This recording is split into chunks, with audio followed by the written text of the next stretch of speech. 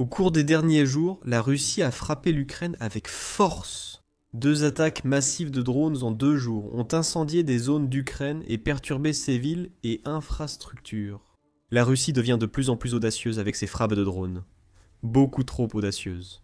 L'Ukraine a été forcée de rappeler à la Russie que tout ce que les forces de Vladimir Poutine peuvent faire avec leur masse de drones, l'Ukraine peut le faire encore mieux avec ses armes de précision et de longue portée, à la fois précises et létales. Mais cette fois, l'Ukraine n'a pas envoyé de drones. L'Ukraine a lancé le missile Flamingo sur la Russie, dans une frappe de représailles massive. Cette frappe intervient à la suite de 2 assauts aériens russes. Dans la nuit du 11 novembre, la Russie a envoyé 119 drones de différents types en Ukraine. RBC Ukraine rapporte. Les cibles de la Russie étaient variées, couvrant les régions contestées de Donetsk, Dnipropetrovsk, Kharkiv, ainsi qu'Odessa. Les drones auraient été lancés soit depuis le territoire russe, soit depuis la péninsule de Crimée annexée illégalement, ajoute le média. Les défenses aériennes ukrainiennes n'ont pas repoussé les drones aussi efficacement qu'espéré. Le 11 novembre à 9h30, 53 drones Shahed et Gérants russes ont été abattus. Malheureusement, cela représentait moins de la moitié du nombre envoyé par la Russie, ce qui signifie que 59 autres drones ont atterri dans 18 lieux différents du pays. Et RBC Ukraine avait peu d'informations sur les dégâts causés par les drones, mais a ajouté un message glaçant. La frappe était toujours en cours. Et au 12 novembre, la Russie avait officiellement doublé la mise avec une attaque dévastatrice. À cette date, RBC Ukraine a rapporté que la Russie avait mené une frappe de suivi, lançant cette fois 138 Shahed Gabera et d'autres types de drones. Ces drones étaient accompagnés d'un missile balistique Iskander-M, la Russie et la Crimée étant à nouveau les points de lancement. Les défenses aériennes de l'Ukraine ont été un peu plus efficaces cette fois-ci, puisqu'elles ont réussi à abattre 102 des 138 drones. Cela a tout de même laissé 36 drones qui ont réussi à frapper Dixit au cours de la nuit. L'attaque a surtout visé le sud de l'Ukraine, notamment la région d'Odessa, touchant des infrastructures essentielles. Des ateliers de réparation, des bâtiments administratifs et des sites critiques ont été endommagés. La Russie multiplie ses frappes de drones. Ce n'est pas un cas isolé. Cela s'inscrit dans un schéma où la Russie a lancé plus de drones contre l'Ukraine en 2025 que toute autre année du conflit. Depuis octobre, John Love de Chatham House indique que la majorité des frappes aériennes russes visent les infrastructures énergétiques ukrainiennes. Alors que Vladimir Poutine cherche à plonger les villes adverses dans l'obscurité avant l'hiver, John Loft a noté le 10 novembre que la Russie a mené 9 attaques massives contre les infrastructures énergétiques ukrainiennes depuis début octobre. Les frappes des 11 et 12 novembre portent probablement ce nombre à 11. Vladimir Poutine tente de mettre la pression, explique John Love, avançant lentement sur le champ de bataille. La Russie redouble d'efforts pour remporter la guerre avant l'hiver en détruisant les infrastructures énergétiques ukrainiennes et en aggravant les difficultés de la population, écrit John Love.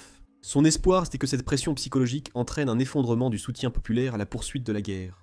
Le mois d'octobre a peut-être été difficile pour le secteur énergétique ukrainien. En réalité, Poutine a misé sur les drones comme arme principale de la Russie jusqu'en 2025. Le 4 novembre, Matessa a annoncé que la Russie avait lancé 44 000 drones Shahed contre l'Ukraine, au cours des 10 premiers mois de l'année. Cela représente en moyenne 4 400 drones par mois, bien que la seconde moitié de l'année ait connu une augmentation des lancements mensuels après un début plus calme. En 2025, la Russie a lancé 303% de drones de plus contre l'Ukraine qu'en 2024, ce qui nous indique que le pays a réussi à accélérer la production de son secteur de fabrication de drones et profite désormais pleinement de sa capacité à submerger les défenses aériennes de l'Ukraine. Les frappes menées les 11 et 12 novembre n'étaient que les derniers exemples de la Russie frappant l'Ukraine, avec ses drones de type Shahed.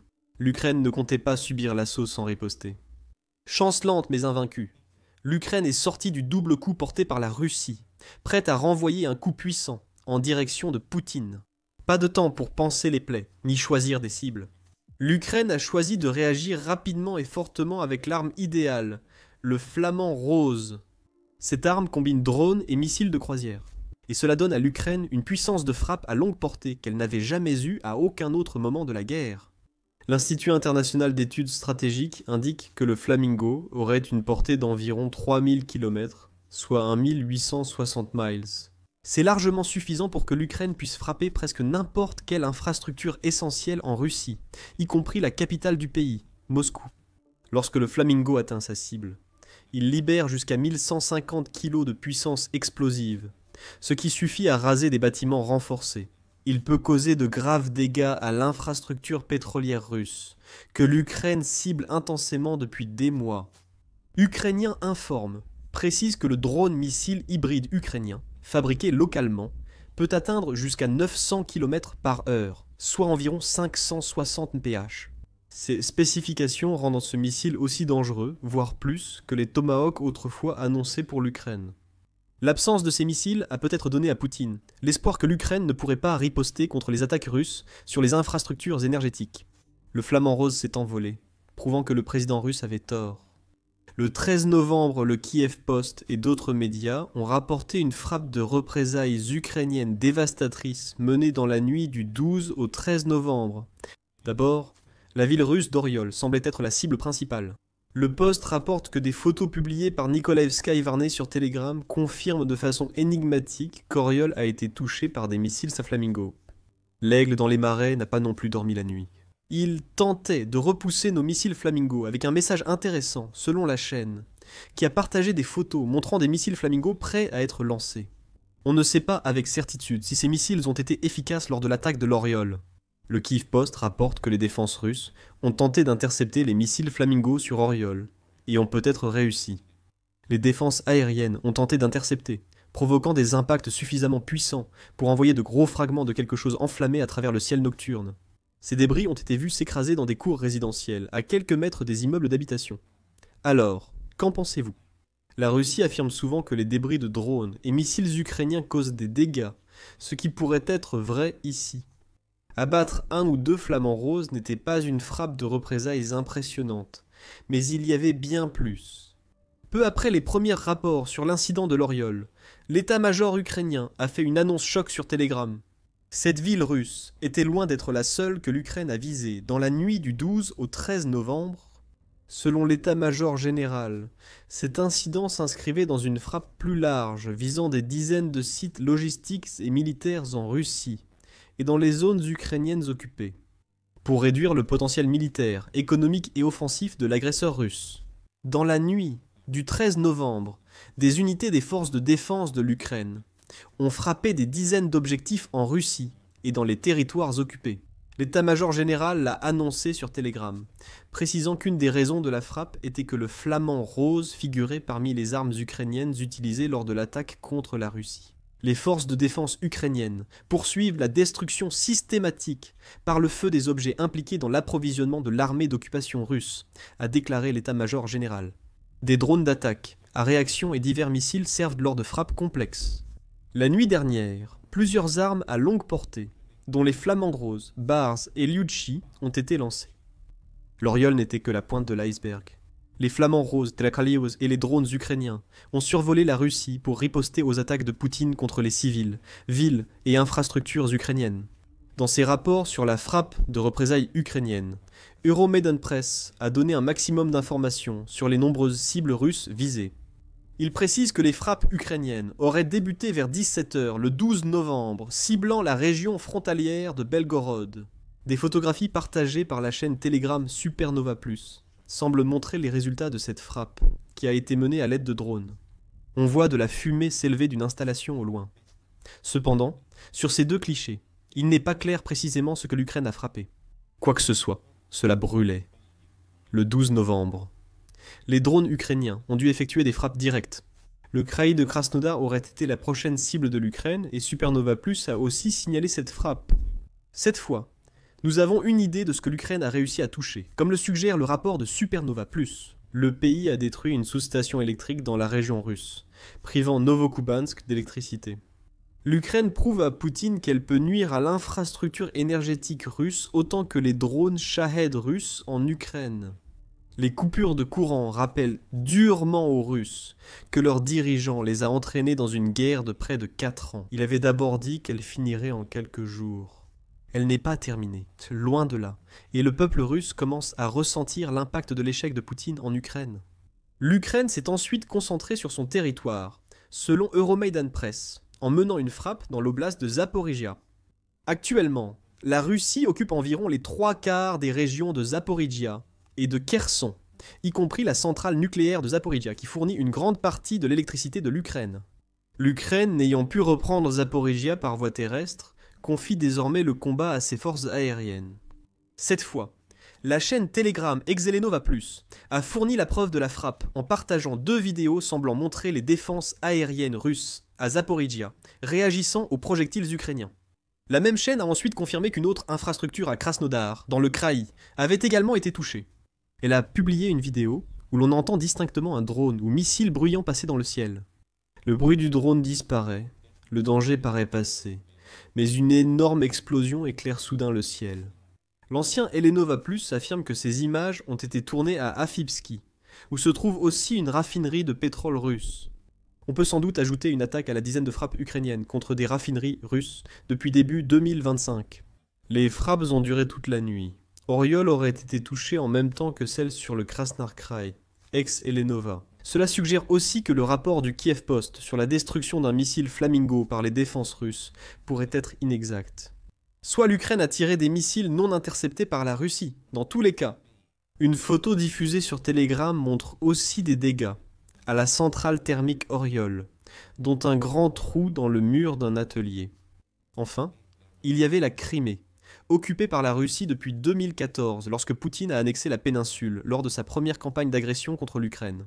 La Crimée est restée une cible clé pour l'Ukraine durant la guerre lancée par Poutine. Le pays semble avoir conclu sa vaste riposte par une attaque contre Féodosia, sur la côte est de la Crimée.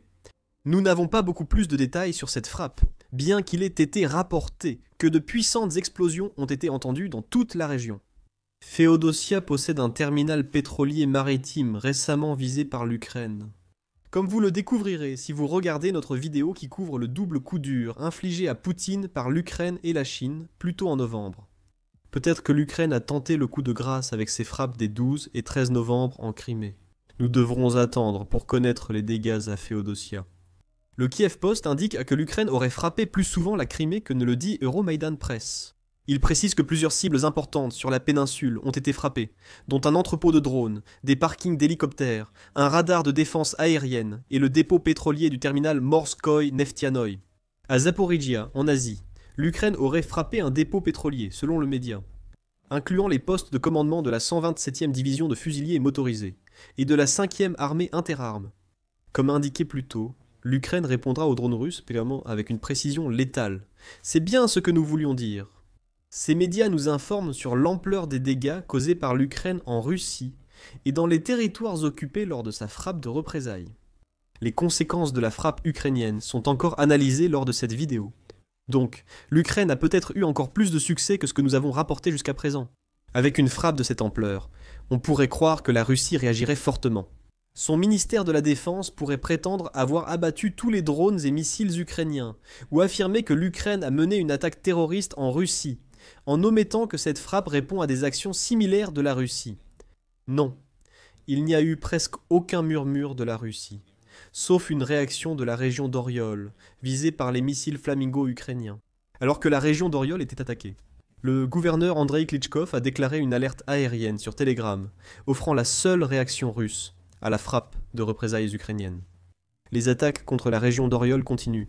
Les systèmes de défense aérienne ont détruit plusieurs cibles dans les airs, certains éclats étant tombés sur des zones résidentielles. Des voitures et des fenêtres de balcons d'immeubles et maisons ont été endommagées. Aucune victime signalée selon le gouverneur régional, et la centrale thermique Oriol n'est pas mentionnée. Ce n'est pas surprenant, vu la source et la tendance de la Russie à minimiser l'efficacité des frappes ukrainiennes à longue portée. Concernant le missile Flamingo, un point essentiel sur la riposte ukrainienne n'a pas encore été abordé. Cette frappe représente la première fois que l'Ukraine confirme officiellement qu'elle utilise le Flamingo contre la Russie. La mention du missile par l'état-major général, associé aux photographies de Flamingos, en cours de préparation pour le lancement, nous indique que l'Ukraine est enfin prête à déployer pleinement son missile hybride drone fabriqué localement contre la Russie. Au moins, il est prêt. Lors des frappes ukrainiennes des 12 et 13 novembre, des rumeurs circulaient déjà sur l'utilisation du Flamingo. Le 10 octobre United 24 a indiqué que la Russie avait admis utiliser des missiles Flamingo ukrainiens lors de frappes sur son territoire. Il a été affirmé que plusieurs chaînes Telegram pro-Kremlin avaient suggéré que le Flamingo avait été utilisé lors de frappes contre plusieurs cibles à l'intérieur de la Russie en septembre et en octobre. Un bâtiment du service des frontières du service fédéral de sécurité russe aurait été touché par un flamingo début septembre selon les médias United 24. Mais ces rumeurs n'étaient pas une confirmation officielle. Le président ukrainien, Volodymyr Zelensky, n'a pas non plus déclaré que l'Ukraine utilisait des missiles Flamingo.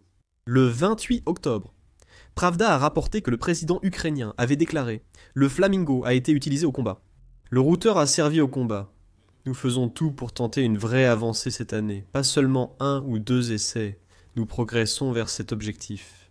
Nous croyons en notre réussite, car nos utilisations répétées ont prouvé l'efficacité des résultats. La seule chose qui empêche une confirmation complète, c'est l'absence de toute information concernant les cibles. Le fait que Zelensky ait déclaré que le missile était utilisé était important, bien sûr, mais il n'y avait aucune preuve pour étayer ces déclarations. Grâce à l'attaque de l'Ukraine sur Oriol, nous savons désormais que le Flamand Rose se dirige vers la Russie. Des vols complets de ces missiles pourraient bientôt décoller. L'Ukraine vise désormais la production de masse du Flamand Rose, objectif possible d'ici fin 2025. Selon un article d'Euromaidan Press du 4 novembre, Zelensky affirme que l'Ukraine progresse fortement dans le développement de capacités de frappe à longue portée. Nous attendons une production de masse d'ici la fin de cette année, a ajouté Zelensky, bien qu'il ait refusé de fournir des chiffres pour indiquer ce que signifie la production de masse dans le contexte de la nouvelle arme puissante de l'Ukraine. Cependant, le Flamand Rose est présent et semble déjà causer des dégâts. Malheureusement pour l'Ukraine, il y a une réserve à cette histoire qui pourrait affecter la production de Flamand Rose à court terme. Dans son rapport sur la frappe de représailles ukrainiennes contre la Russie, le Kiev indépendant mentionne que Firepoint, fabricant du Flamand Rose, est au centre d'une controverse. Une enquête a été ouverte sur l'entreprise par le Bureau national anticorruption de l'Ukraine. Des inquiétudes existent sur la surévaluation des composantes du Flamand Rose, probablement pour augmenter les profits. Il semble également que des doutes ayant été soulevés concernant le nombre de ces armes que l'entreprise affirme livrer à l'armée ukrainienne. Ce dernier problème inquiétera l'Ukraine. Si Firepoint ne peut pas fabriquer le Flamingo comme elle l'affirme, qu'est-ce que cela implique pour les ambitions de production de masse de l'Ukraine ? Les frappes longues portées de l'Ukraine vont-elles ralentir ? Le pays peut-il faire construire le Flamingo ailleurs que chez Firepoint ? Avec l'enquête pour corruption en cours, il se pourrait que nous devions attendre un certain temps avant d'obtenir des réponses à ces questions. Actuellement, les Ukrainiens ne s'en préoccupent pas. L'armée de leur pays vient tout juste de lancer Flamingo contre la Russie, dans le cadre d'une série massive de frappes de représailles qui montrent à Poutine que les attaques de drones russes ne resteront pas sans réponse. Et alors que Flamingo fait la une des journaux, les missiles russes font parler d'eux pour toutes les mauvaises raisons. Poutine croyait ces missiles hypersoniques invincibles, mais l'Ukraine a réussi à les neutraliser sans tirer un seul coup. Découvrez comment l'Ukraine a contré les missiles Kinzhal russes dans notre vidéo. Abonnez-vous à The Military Show pour suivre les reportages sur les frappes de drones ukrainiennes contre la Russie. Merci de nous regarder.